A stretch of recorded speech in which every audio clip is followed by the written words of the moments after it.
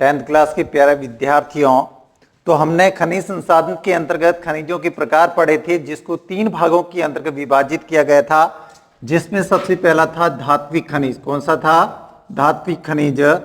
इसके बाद दूसरा था अधात्विक खनिज, अधात्विक खनिज, और तीसरा था ऊर्जा खनिज। कौन सा था? ऊर्जा खनिज। तो खनिजों को मोटे रूप से 3 भागों में विभाजित किया गया है। लेकिन आज अपन जो अध्ययन करेंगे वो है खनिज कौन कौन से भारत के अंतर्गत है और उसमें राजस्थान का कितना योगदान है, तो उसके बारे में। इसके अलावा इन खनिजों की क्या उपयोग है, क्या गुण है, यहाँ कहाँ कहाँ पाए जाते हैं, तो उसके बारे में जानेंगे।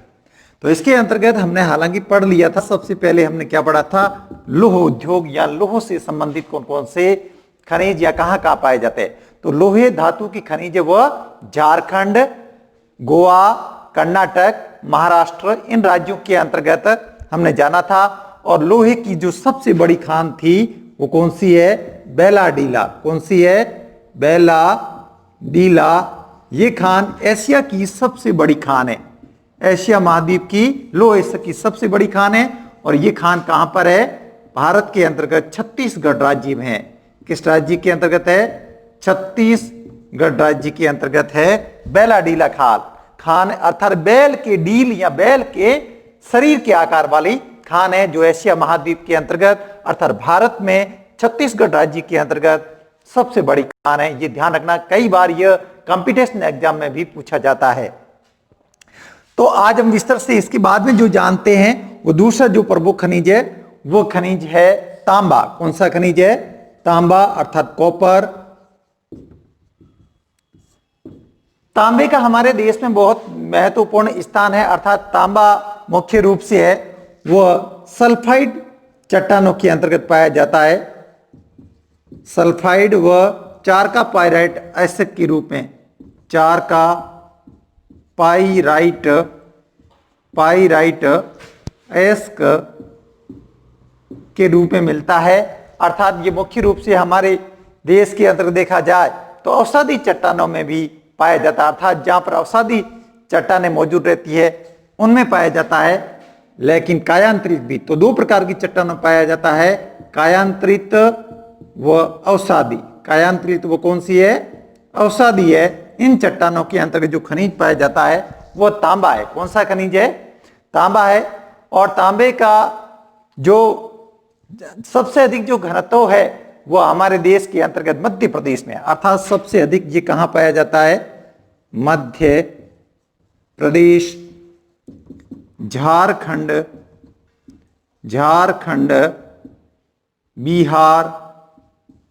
बिहार, आंध्र प्रदेश, इन राज्यों के अंतर्गत पाया जाता है। इसके अलावा इसमें राजस्थान का भी योगदान है, अर्थात राजस्थान में। तो मुख्य जो तांबा उत्पादक जो राज्य है भारत के कौन से हैं? मध्य प्रदेश, झारखंड, बिहार, आंध्र प्रदेश और राजस्थान है। राजस्थान में तांबा उत्पादक का जो मुख्य क्षेत्र है वो है आपके खेतड़ी अर्थात झुंझुनू। खेतड़ी कहां पर है? कौन से जिले के अंदर आया हुआ है? झुंझुनू जिले के अंतर्गत आया हुआ है। तो कहने मतलब झुंझुनू के अंदर खेतड़ी में तांबे की खान है, वो राजस्थान की नहीं बल्कि भारत की देखी जाए तो सबसे बड़ी खानों में से एक खान मानी जाती है। इसी तरीके से हम ये भी देखते हैं कि हमारे देश की कुछ प्रसिद्ध खाने भी इससे संबंधित है, जिसके प्रमुख नाम है खाने, अर्थात जिसको अपन यूं कह सकते हैं कि खदाने, खाने कह दो या फिर खदाने कह दो। ये कहाँ कहाँ हैं? तो मोशीहाना, मधाना या मंधान, कहां पर है? मोशीहाना है, मंधान है, कोलीहाना है। कौन सी खाने? कोलीहाना,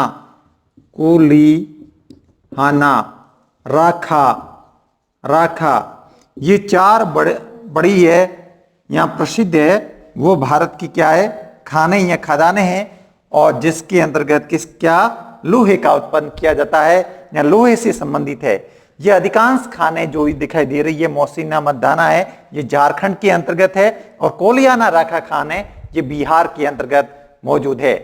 तो कहने मतलब यह है कि अरावली की जहां पर चट्टानी पहाड़ियां हैं, उन क्षेत्रों में भी हमारे राजस्थान के अंतर्गत तांबे का उत्पादन किया जाता है। हालांकि पूरे विश्व के अंतर्गत भारत में तांबे का उत्पादन बहुत ही कम है, अर्थात मात्र 1% ही विश्व में जो तांबे का उत्पादन होता है वो भारत देश के अंतर्गत होता है। और भारत में हिंदुस्तान कॉपर लिमिटेड द्वारा इसका शोधन कार्य किया जाता है। क्या नाम है? हिंदुस्तान, संस्थान का नाम है हिंदुस्तान कॉपर लिमिटेड। और ये कहां पर है? खेतड़ी के अंतर्गत, अर्थात ये संस्थान वहां पर है जहां पर इससे संबंधित कार्य करता है, कहने मतलब तांबे से संबंधित अपना कार्य है वो करता है। तो इस तरीके से हम कह सकते हैं कि भारत के जो अधिकांश रूप से गोंडवाना लैंड से संबंधित जो क्षेत्र है उन क्षेत्रों के अंतर्गत तांबे के भंडार भी काफी मात्रा के अंतर्गत पाए जाते हैं। इसके बाद में लेते हैं हम बॉक्साइट, तीसरा खनिज है।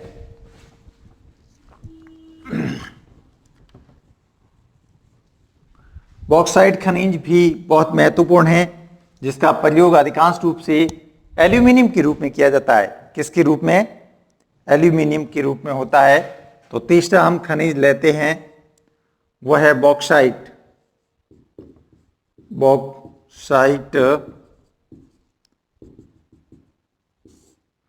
बॉक्साइट बहुत महत्वपूर्ण खनिज है, जिसका प्रयोग हमारे देश के अंतर्गत किया जाता है और इसका सर्वाधिक भाग है वो उड़ीसा के अंतर्गत मिलता है। तो बॉक्साइट के सबसे पहले लेते हैं उपयोग। क्या है? उपयोग।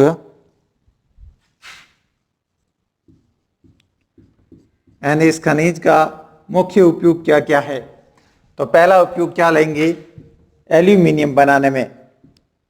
एल्यूमिनियम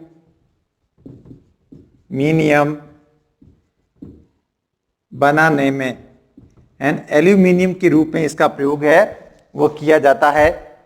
इसके अलावा हम ये भी देख सकते हैं कि विद्युत में भी इसका प्रयोग करते हैं। विद्युत उद्योग, किसमें? विद्युत उद्योग, मशीनें बनाने में। किसमें ले सकते हैं? मशीनें एंड मशीनरी के रूप में। और चौथा इसका जो प्रमुख उपयोग है वो है जैसे तार बनाने में भी इसका प्रयोग किया जाता है, या कहने में अपन यूं कह सकते हैं कि इसका उपयोग बर्तन बनाने में भी किया जाता है। तो तार वो बर्तन बनाने में। तो ये चार प्रमुख उपयोग है एल्यूमिनियम बनाने के रूप में, विद्युत उद्योग के रूप में, मशीनरी के रूप में, तार बर्तन मशीनरी के रूप में। जैसे एरोप्लेन में भी इसका प्रयोग एल्यूमिनियम का होता है। तो इस तरीके से बॉक्साइट धातु का उपयोग है वह इन चार चीज़ों के उपयोग के रूप में किया जाता है। और बहुत ही इंपॉर्टेंट क्वेश्चन है ये प्रश्न, इससे पहले 2015 में भी बोर्ड के अंतर्गत आ चुका है। तो हो सकता है कि इस साल भी आपके यूं पूछते हैं कि बॉक्साइट के कोई चार उपयोग लिखिए। तो आपको ये ध्यान रखना है कि एल्यूमिनियम बनाना है, विद्युत उद्योग के रूप में, मशीनरी के रूप में, तार या बर्तन बनाने में इसका प्रयोग है वो किया जाता है। तो इस तरीके से देखें तो इसके मुख्य उत्पादक राज्यों के अंतर्गत यानी इसके महत्वपूर्ण राज्य कौन कौन से हैं? तो राज्यों में देखें तो गुजरात, कौन से राज्य हैं? गुजरात, उत्तर प्रदेश,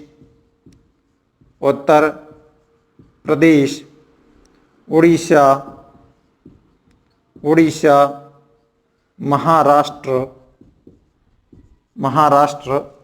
तो इन राज्यों के अंतर्गत अधिकांश रूप से ये पाया जाता है। इसके अलावा कर्नाटक, कौन सा राज्य? कर्नाटक। लेकिन वास्तव में बॉक्साइट का सबसे अधिक जो है उत्पादन है वो कौन से राज्य में? उड़ीसा के अंतर्गत है, इस राज्य के अंतर्गत। यानी उड़ीसा राज्य के अंतर्गत लगभग 80% बॉक्साइट के भंडार है। किसके भंडार है? बॉक्साइट खनिज के भंडार मौजूद है। तो इस प्रकार बॉक्साइट हालांकि हमारे देश के अंतर्गत कम भले ही पाया जाता है विश्व की मात्रा के रूप में, लेकिन वास्तव में सबसे अधिक जो भारत में जो इसका उत्पन्न होता है वो उड़ीसा के अंतर्गत हम देख रहे हैं। तो इसलिए बॉक्साइट का उपयोग है वो मशीनरी से लेकर के एल्यूमिनियम या कहने में छोटे से लेकर बड़े सभी उद्योगों के अंतर्गत इसका कहीं न कहीं उपयोग है, हमारे देश के अंतर्गत होता रहा है। इसके बाद में हम लेते हैं अभ्रक। कौन सा खनिज है? अभ्रक। अभ्रक खनिज। अभ्रक खनिज भी हमारे देश का एक महत्वपूर्ण खनिज है, जिसका भारत में प्रथम स्थान है। कौन सा स्थान है? भारत का प्रथम स्थान। किसका? भारत का है। अर्थात विश्व के अंतर्गत भारत में इसका उत्पादन होता है 80%। कितना होता है? 80 यानी 75 से 80% अभ्रक का उत्पादन हमारे देश यानी भारत के अंतर्गत होता है। तो अभ्रक ही के कई गुण और उपयोग है। हम गुणों के रूप में बात करें तो प्रमुख गुण के रूप में यही है कि यह विद्युत का कुचालक होता है। क्या होता है? विद्युत का कुचालक। एन कहने का मतलब इसमें उच्च तापमान पाया जाता है, तापमान की मात्रा होती है, कुचालक के गुण पाए जाते हैं, चमकदार होता है। क्या होता है? चमकदार। वो परतदार होता है, परतदार यानी परत के रूप में पाया जाता है, चमकीला होता है, कुचालक सुचालक नहीं होता है, कुचालक के रूप में कार्य करता है और उच्च तापमान एंड हाई वोल्टेज है अभ्रक के अंतर्गत पाया जाता है। तो इसलिए हम कह सकते हैं कि अभ्रक के भी 4 गुण कौन से हैं। ये 2012 के अंतर्गत किसमें पूछा गया था कि अभ्रक के कोई 4 गुण लिखिए। तो पहला का गुण है उच्च तापमान, दूसरा है विद्युत का कुचालक, तीसरा है चमकदार और चौथा है परतदार। ये 4 गुण इसके अंतर्गत पाए जाते हैं। इसी प्रकार इसके उपयोग भी है। उपयोग है ना, अभ्रक की क्या क्या उपयोग है? तो पहला वही है, विद्युत उत्पादन के रूप में या विद्युत उद्योग के रूप में इसका प्रयोग किया जाता है। किसके रूप में? विद्युत के रूप में। इसी प्रकार सैन्य सामान, सेना का सामान बनाने के लिए, किसका सामान बनाने के लिए? सैन्य सामान के रूप में इसका प्रयोग किया जाता है। तो इसी प्रकार एरोप्लेन में भी किया जाता है एंड वायुयान उद्योग, वायुयान उद्योग के रूप में। तो कहने मतलब ये 3 महत्वपूर्ण उपयोग है, विद्युत, सैन्य सामान और वायुयान के रूप में। तो आप कोई प्यारे छात्रों ये ध्यान रखना है कि अभ्रक के गुण कौन से हैं और अभ्रक के उपयोग कौन से हैं। कभी कभी यूं भी पूछ लेते हैं कि अभ्रक के 2 गुण लिखिए या अभ्रक के 2 गुण और उपयोग लिखिए। तो 2 गुण लिखने हैं और 2 उपयोग लिखने हैं। आधा इंटू 4 बराबर 2 अंक का आ सकता है। यानी 1 नंबर का गुण, 1 नंबर का उपयोग पूछा जा सकता है या एक एक भी पूछा जा सकता है। तो इस तरीके से गुण और उपयोग सबसे महत्वपूर्ण है।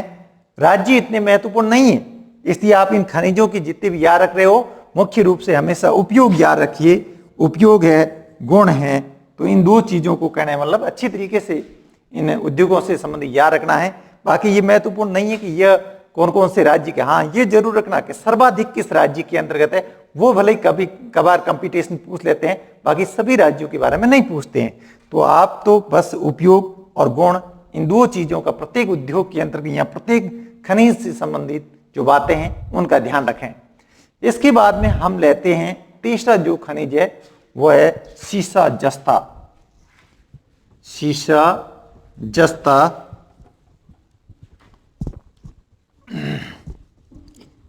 हालांकि सीसे जस्ते के भंडार के रूप में देखा जाए तो इसकी सर्वाधिक भंडार राजस्थान में। कहां पर है? राजस्थान के अंतर्गत है। तो हम लेते हैं सीसा जस्ता, जो कि साथ में पाया जाता है। सीसा जस्ता, सीसे और जस्ते की भंडार जहां पर अवसादी चट्टानें हैं वहां पर ये मिलता है। अवसादी व परतदार चट्टानें एंड अवसादी और परतदार जहां चट्टान पाई जाती है वहां कौन सा खनिज मिलता है? सीसा और जस्ते के भंडार पाए जाते हैं। अब इसके उपयोग देखें तो ये रेलवे के रूप में प्रयोग किया जाता है। एंड कहने मतलब इसकी प्रमुख उपयोग कौन कौन से हैं सबसे पहले वो जानते हैं। उपयोग के रूप में रेल सामग्री, कौन सी सामग्री? बैटरी बनाने, बैटरी उद्योग के रूप में इसका प्रयोग होता है। सैन्य सामान, सैन्य सामग्री किसके रूप में? सैन्य सामग्री के रूप में भी प्रयोग किया जाता है। और इसी प्रकार पीतल उद्योग के रूप में भी इसका होता है, पीतल उद्योग। हालांकि सीसा और जस्ता अधिकांश रूप से साथ साथ नहीं पाया जाता है, इसलिए उपयोग भी साथ साथ में हम इसका प्रयोग कर सकते हैं। तो रेलवे सामग्री के रूप में, बैटरी उद्योग यानी बैटरी बनाने के लिए, सैन्य सामान के लिए और पीतल उद्योग के लिए भी शीशे और जस्ते का उपयोग किया जाता है। हमारे देश के अंतर्गत सबसे अधिक सीसा है वो राजस्थान के अंतर्गत पाया जाता है। कहाँ पाया जाता है, यानी इससे संबंधित राज्य कौन कौन से हैं? तो पहला राज्य है राजस्थान। कौन सा राज्य है? राजस्थान। दूसरा है आंध्र प्रदेश। कौन सा राज्य है? आंध्र प्रदेश। इसके बाद में तीसरा है गुजरात। कौन सा राज्य है? गुजरात है। गुजरात के अंतर्गत भी जैसे ये नागपुर वगैरह या नागपुर के आसपास और जो पश्चिमी घाट है वहां पर मिलता है या अथवा पाया जाता है। इसके अलावा इसकी भंडार है उत्तर प्रदेश में भी है, उत्तर प्रदेश और तमिलनाडु। कौन सा राज्य है? तमिलनाडु। तो कहने मतलब इन 4-5 राज्यों के अंतर्गत पाया जाता है, लेकिन सबसे अधिक इसकी जो भंडार है वो कहाँ मिले हैं? राजस्थान के अंतर्गत। जैसा कि राजस्थान में हम देख रहे हैं कि उदयपुर, भीलवाड़ा, बांसवाड़ा, इसी प्रकार अजमेर के आसपास के क्षेत्रों में भी ये पाया जाता है। अर्थात जो राजस्थान का दक्षिणी भूभाग है उन क्षेत्रों में शीशे और जस्ते के भंडार अधिकांश रूप से है। इसका शोधन कार्य है वह हमारे देश के अंतर्गत हिंदुस्तान जिंक लिमिटेड कंपनी करती है। कौन सी कंपनी? Hindustan zinc limited. ये हिंदुस्तान जिंक लिमिटेड है जो जावर के अंतर्गत है। हालांकि देखा जाए तो हमारे राज्य अथवा देश के अंतर्गत जावर में ही सबसे अधिक शीशे जस्ते का उत्खनन कार्य होता है। और ये जावर कहाँ है? उदयपुर के अंतर्गत है। जावर उदयपुर एन कहने में उदयपुर जिले के अंतर्गत हिंदुस्तान जिंक लिमिटेड कंपनी है जो शीशे जस्ते के शोधन एन इसको साफ करने के रूप में इस कंपनी द्वारा कार्य है वह किया जाता है। इसके बाद में हम लेते हैं ऊर्जा खनिज। कौन से खनिज है? ऊर्जा खनिज।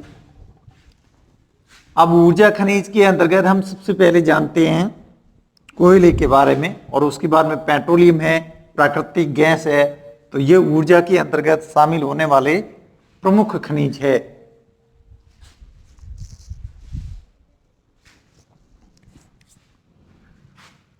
ऊर्जा खनिज।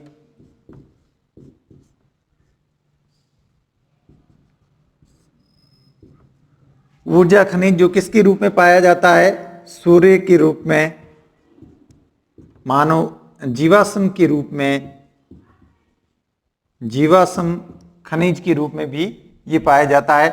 तो सूर्य और जीवाश्म खनिज के रूप में मानव जिन खनिजों का प्रयोग ऊष्मा प्राप्त करने के लिए करता है उसे क्या कहते हैं? ऊर्जा खनिज कहते हैं। क्या कहते हैं? ऊर्जा खनिज कहते हैं। और ऐसे खनिजों के अंतर्गत हम सबसे पहले किसको लेते हैं? कोयले को। बहुत ही महत्वपूर्ण है, कई बार ये परीक्षा के अंतर्गत पूछा गया है। तो कोयले को लेते हैं। तो आप समझ गए होंगे ऊर्जा खनिज कौन कौन से हैं? कोयला, पेट्रोलियम, प्राकृतिक गैस। क्या होगा? प्राकृतिक गैस और परमाणु खनिज। या अणु से संबंधित जो खनिज होते हैं उसको ऊर्जा के अंतर्गत शामिल किया जाता है। तो सबसे पहले हम जानते हैं इसके अंतर्गत किसको? कोयले के बारे में अध्ययन करते हैं। अर्थात कोयला जो कि एक महत्वपूर्ण खनिज है। तो कोयला हमारे देश के अंतर्गत सबसे पहला इसका भंडार 1814 के अंतर्गत खोजे गए। किस राज्य में? झारखंड। कौन से राज्य में? झारखंड। हालांकि झारखंड राज्य 2000 में बना था, लेकिन इससे पहले इस पूरे झारखंड और बिहार दोनों क्षेत्रों का नाम क्या था? बिहार था। तो अपन यूं कह सकते हैं कि इसकी सबसे पहले खोज कहां हुई? बिहार में। लेकिन वर्तमान में अपन यूं कह सकते हैं क्योंकि बिहार से झारखंड अलग हो चुका है और झारखंड में जैसे सिंह भूमि के आसपास वाला क्षेत्र है वहां पर इसका उत्खनन कार्य किया गया था। तो 1814 के अंतर्गत सबसे पहले कोयले के भंडार है वो भारत के अंतर्गत किस राज्य में खोजे गए? झारखंड राज्य के अंतर्गत खोजे गए, अर्थात गोंडवाना क्षेत्र के अंतर्गत इसकी भंडार मिले हैं। इसी प्रकार हम ये भी देख सकते हैं कि इस कोयले को मुख्य रूप से 4 भागों के अंतर्गत बांट सकते हैं। कितने भागों में? 4। एन कोयले के प्रकार सबसे पहले लेते हैं। प्रकार, तो कोयले के प्रकार कितने हैं? 4 है। अर्थात सबसे पहले पहला प्रकार है वो हम ले सकते हैं पीट का प्रकार का कोयला, अर्थात पीट। दूसरा है लिग्नाइट,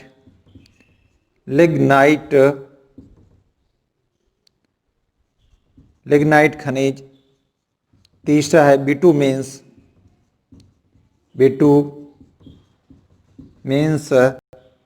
और चौथा है एंथ्रोसाइट,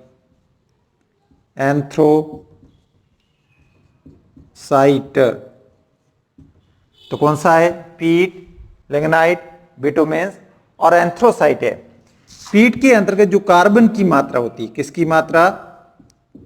कार्बन की मात्रा आप देखें, पीट के अंतर्गत है 15% से 35% के मध्य।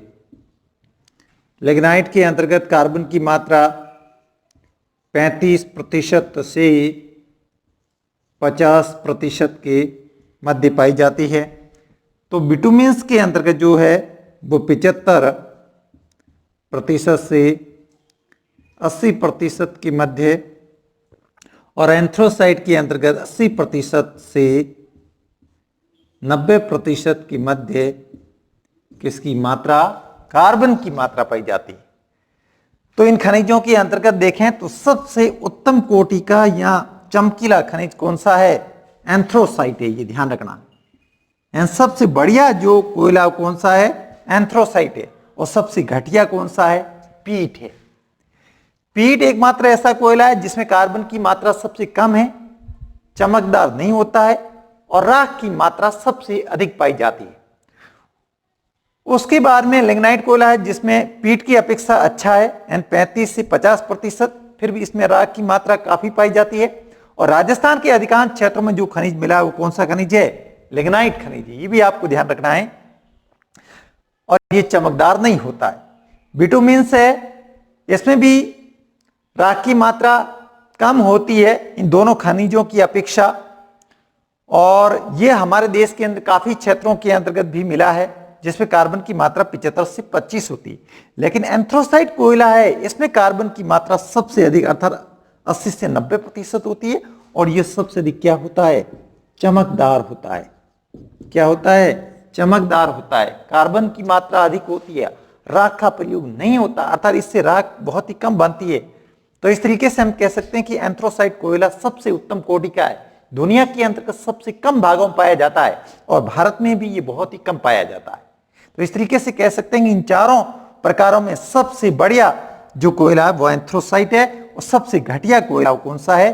पीट है। बस आपको तो इतना ध्यान रखना है कि इन चारों प्रकार है, इसमें कार्बन की मात्रा कितनी कितनी है, ये बोर्ड के अंतर्गत 2018 में भी पूछा गया था, और इससे पहले ये 2011 में भी आ चुका है। तो हो सकता है कि आने वाले टाइम के अंतर्गत भी ये प्रकार है पूछे जा सकते हैं। तो इनके आप कार्बन की मात्रा ध्यान रखना। अब हम बात करते हैं कि राजस्थान के अंतर्गत ये कहां पाया जाता है। तो राजस्थान के अंतर्गत लिग्नाइट प्रकार का, किस प्रकार का? लिग्नाइट पर। राजस्थान में इसके भंडार है बाड़मेर। कहां पर है? बाड़मेर। दूसरा है बीकानेर, और तीसरा भंडार नागौर के अंतर्गत है। कहां पर है? नागौर के अंतर्गत। बाड़मेर में बात करें तो कपूरडी स्थानों के नाम है, कपूरडी, जालीपा,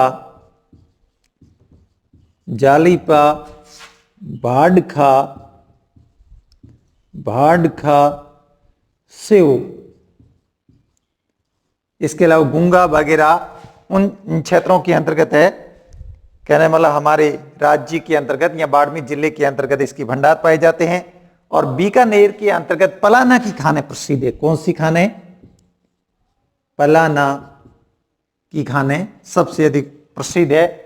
इसी प्रकार नागौर की बात करें तो मेड़ता के अंदर पाया जाता है। कहां पाया जाता है सबसे अधिक? मेड़ता, कसनाऊ, कसनाऊ, माता सुख, माता सुख, यह केंद्रों के नाम है। तो राजस्थान के अंदर आपको ये ध्यान रखना है कि ये 3 जिले हैं, इन जिलों में कौन कौन सी स्थान है और कौन सा कोयला पाया जाता है। तो इस तरीके से परीक्षा में कोई भी सवाल आ सकता है। या राजस्थान में किस प्रकार का कोयला पाया जाता है, इसके 3 प्रमुख केंद्रों के नाम लिखिए। तो राजस्थान में लिग्नाइट प्रकार का कोयला पाया जाता है। इसके 3 केंद्र है, बाड़मेर, बीकानेर और नागौर है। फिर आप इनके जो इलाके हैं, स्थान हैं, उनके नाम भी आसानी से लिख सकते हैं। अब हम जानते हैं कि हमारे देश के अंदर ये जो कोयले के भंडार है ये कहां कहां पाए जाते हैं एंड इसको मुख्य रूप से कितने भागों में बांटा गया है और कहां कहां पाए जाते हैं, इसके बारे में ध्यान दें। जीवाश्म खनिजों के अंतर्गत सबसे अधिक कोयले का प्रयोग भी होता है।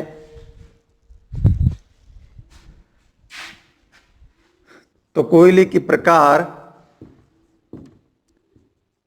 कोयले के प्रकार हमने पढ़ लिए हैं। सॉरी, कोयले के युग हम पढ़ते हैं। युगों को 2 भागों में बांटा गया है। तो प्रकार तो हमने 4 पढ़ लिए, जिसमें पीट था, लिग्नाइट था, बिटुमिन्स था और एंथ्रोसाइट था। युगों को 2 भागों में बांटते हैं। सबसे पहले लेते हैं गोंडवाना युग। कौन सा युग? गोंडवाना युग। और इसके बाद में दूसरा हम लेते हैं टर्शियरी युग। टर्शियरी युग, अर्थात हमारे देश में कोयला 2 युगों के अंतर्गत पाया जाता है। गोंडवाना युग का जो कोयला है वो 200 लाख वर्ष पुराना है। 200 लाख वर्ष पुराना। जबकि टर्शियरी युग का कोयला है वो आपके हैं 55 से 60 लाख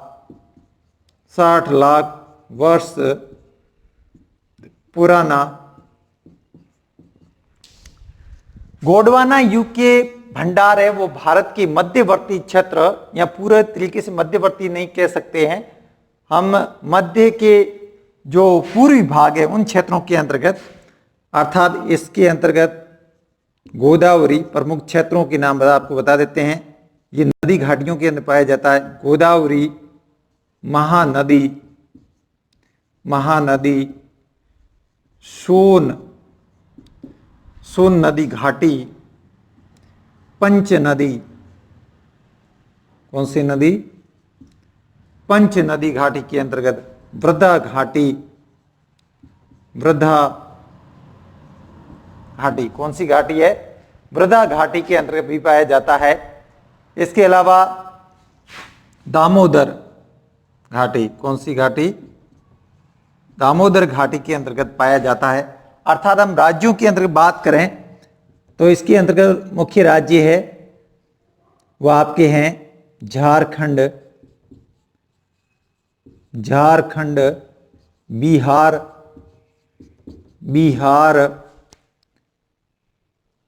पश्चिम बंगाल,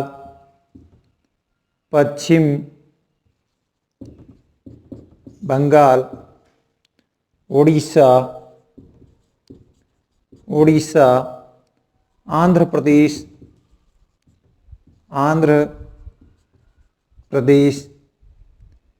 छत्तीसगढ़, मध्य प्रदेश, महाराष्ट्र, उत्तर प्रदेश का पूर्वी भाग, उत्तर प्रदेश का कौन सा पूर्वी भाग है, उन राज्यों के नाम है। अब इधर देखिए, आप घाटी के नाम नहीं दिए गए हैं लेकिन राज्यों के नाम दिए गए हैं। अर्थात अपने यूं कह सकते हैं कि जो टर्शियरी युग का कोयला है वह 7 सिस्टर्स वाले राज्य अर्थात सुदूर भारत की पूर्वी प्रदेशों में पाया जाता है। कौन से प्रदेश है? पूर्वी प्रदेश है।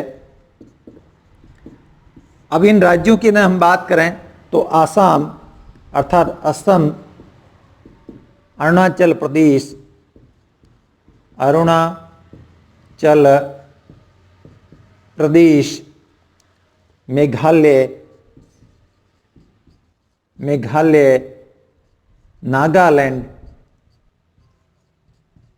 नागालैंड, इसके अलावा हिमाचल प्रदेश भी है, हिमाचल प्रदेश, और राजस्थान को भी इसमें शामिल किया है, राजस्थान।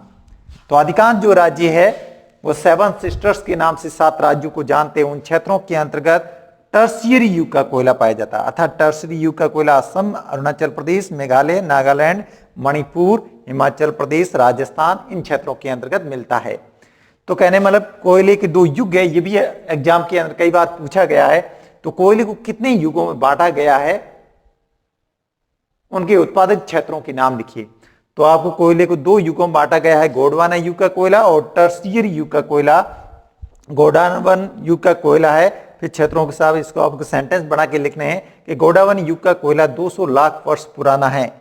यह गोदावरी नदी, महानदी, सोन नदी, पंच नदी, वर्धा घाटी और दामोदर नदी घाटी वाली क्षेत्रों के अंतर्गत मिलता है।